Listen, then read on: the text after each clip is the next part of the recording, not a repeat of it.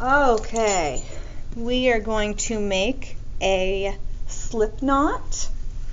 So the first thing we're going to do is we're going to take our string and lay it out flat. So some vocab here.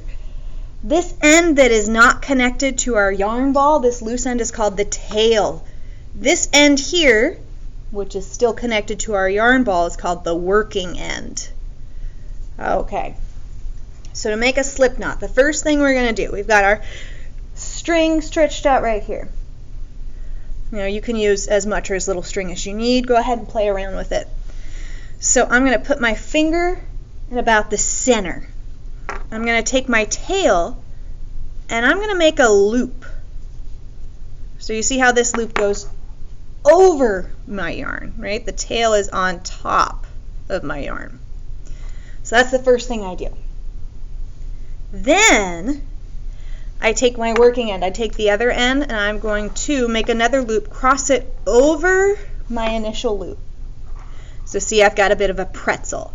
Now if you do it tighter, right, so it looks like a nicer pretzel, that's just fine. It does not matter if it's tight or loose. Then what we do is we're going to take our crochet hook, going to put it diagonally like this, right? We want it over our original loop, over the newest string, and over that cross where we first crossed with our first loop.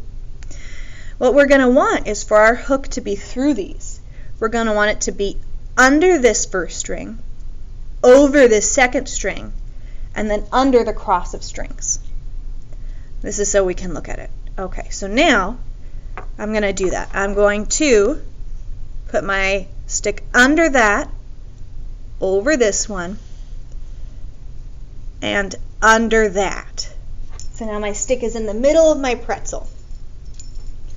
Once you have that, you're going to hold the tail and the working end. You're going to hold those together, and you'll take your hook and you're going to pull them in opposite directions. Go ahead and go slowly. And now you have a slip knot. So when we do it like this, if we take our tail, right, and we pull on our tail, right, if we pull on our string, we can tighten it. If we pull on the other string, we can loosen it. So we can make our loop tighter or looser. Okay?